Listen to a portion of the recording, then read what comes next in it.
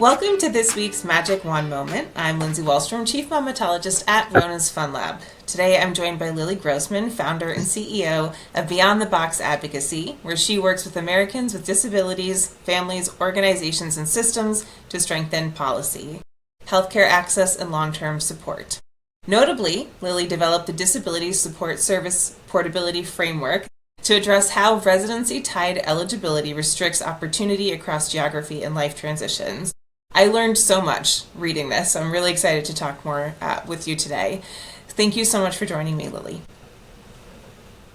Thank you so much for inviting me to speak with you today, Lindsey. My name is Lilly Grossman. I am the founder and CEO of Beyond the Box Advocacy.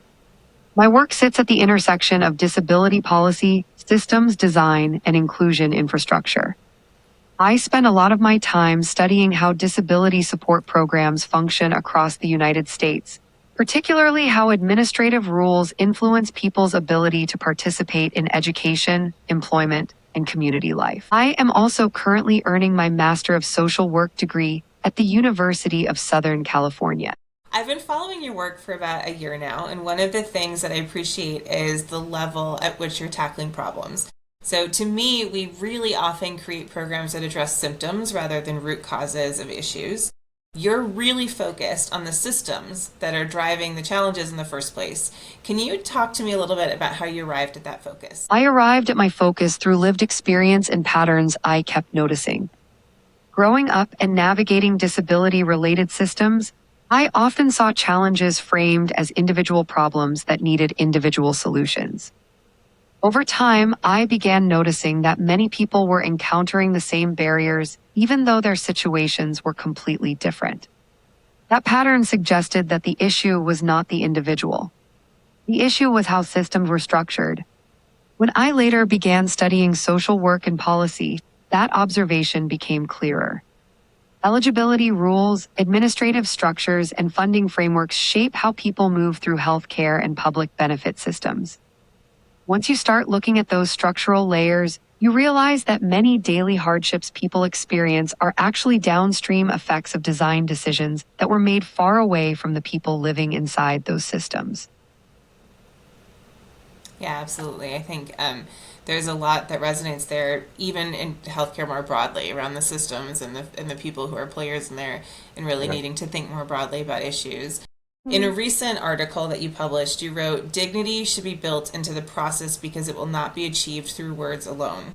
It emerges from how systems are designed, how decisions are made, and how people are treated when no one is watching." That line hit a lot. Yes. Structural intention, dignity becomes a promise that depends on goodwill instead of a guarantee people can rely on. Phenomenal writing and such an important framing. What does dignity mean to you, Lilly? To me, dignity shows up in how systems treat people when no one is watching whether someone can access the support they need without having to repeatedly prove that they deserve it. Many disability-related systems require people to regularly demonstrate their need for support, even when their condition has not changed. That process can feel dehumanizing because it positions people as problems to be verified rather than as individuals living full lives. Dignity exists when policies recognize that people deserve stability and autonomy. When systems allow people to make life decisions such as moving, working, or forming families without fearing that they will lose the support they rely on, dignity becomes embedded in the structure of the system instead of dependent on individual goodwill. So when you're talking about the movement and a movement between locations, and that is such a key area of focus right now, disability benefits are tied in so many ways to location. For people who might not be as familiar, are you referring to state level, city level? What level of location are you tied to for benefits? I'm think I'm very up north almost 2 years ago. And I was in the same county of Los Angeles. And I had to completely start over because it's literally by zip code, and it can get it's very but it can be as an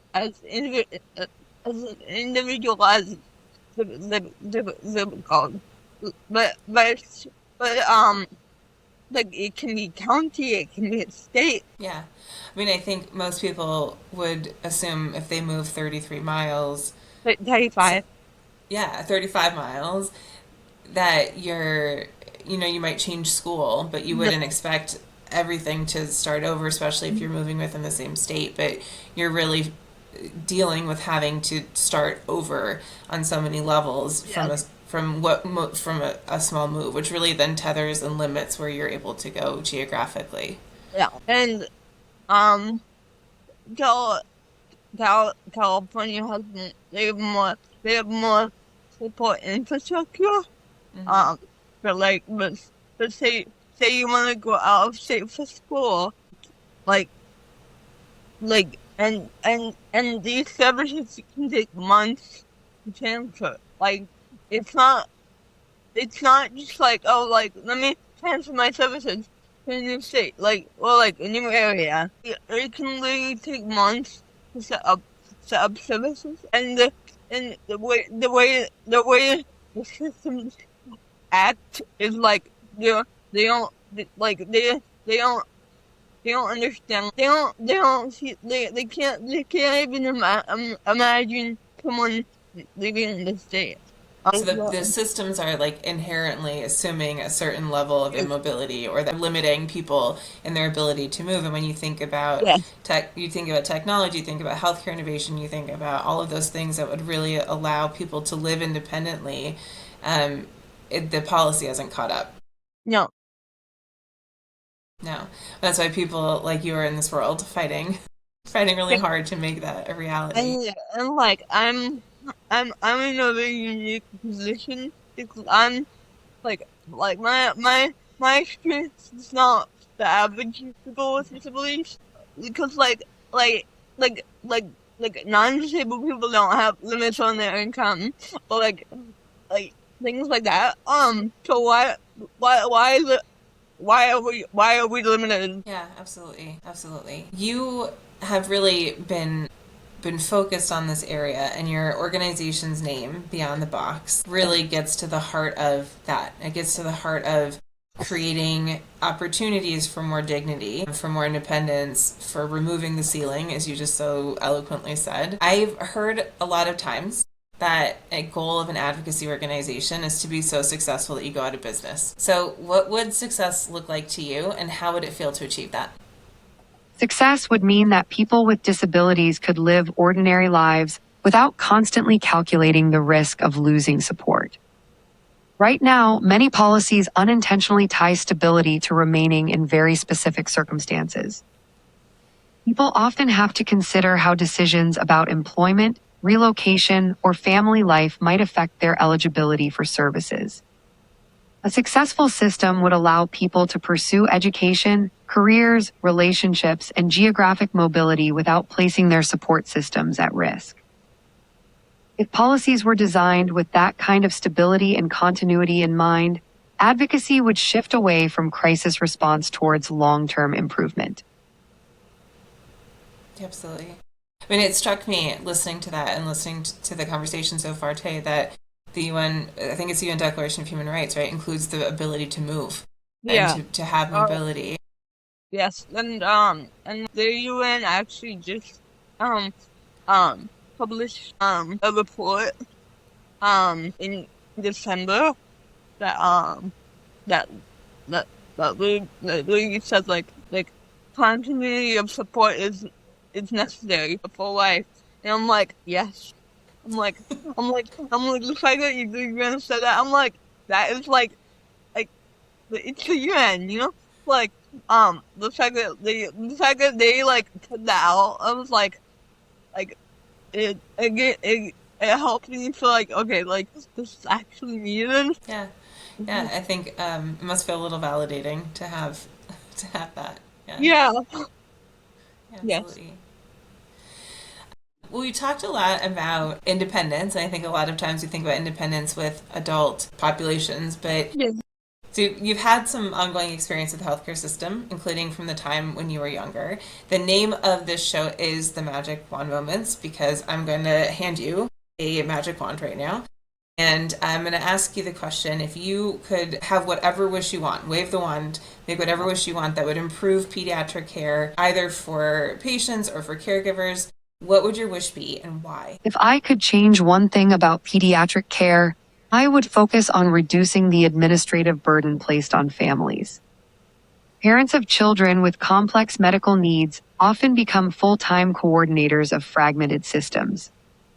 They manage appointments across multiple providers, navigate insurance requirements, and try to piece together services that often do not communicate with each other.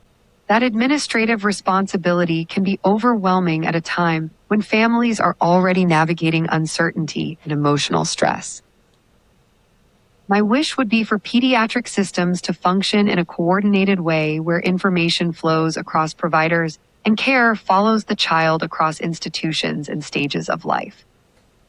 Families should be able to focus on caring for their child rather than managing a complicated system. There were a couple of parts of that that really stuck out to me. So I think, first of all, the caregiver burden, absolutely. And then the other piece is transition to adult care. And that's such a huge gap in care right now and in our healthcare system. Yes, I agree. It's a lot like falling off a cliff. Like I run a company. I'm in graduate school. Like I advocate for myself. Like I live my life how I want. But I also need daily support to live to be able to live independently. As I was reading your articles and thinking more about your work that you've been doing, I didn't even ask you what the name of Beyond the Box means because it was so evident of what Beyond the Box means. Because again, a lot of systems they like to put you in categories, boxes, service like system that based on it's on disability need instead of income. You have to have it in the diagnosis like categories. Thank you again so much for joining me today. I learned so much from preparing for our discussion and also for the discussion itself. And I've really just enjoyed getting to know more about you and the work that you're doing. I think it's such an important issue that we're not shedding a lot of light on. And so thank you for your efforts on behalf of the entire community. I am going to put in the notes the link to where folks can find your writing and then also to your LinkedIn so they can follow you there. You put out a lot of really phenomenal content. Anywhere else that you'd like us to take a look at your work to learn more? My Medium, and then just my LinkedIn, I on my my Medium or my website, beyondboxadvocacy.com or LillyGrossman.com. Fantastic. We will do that.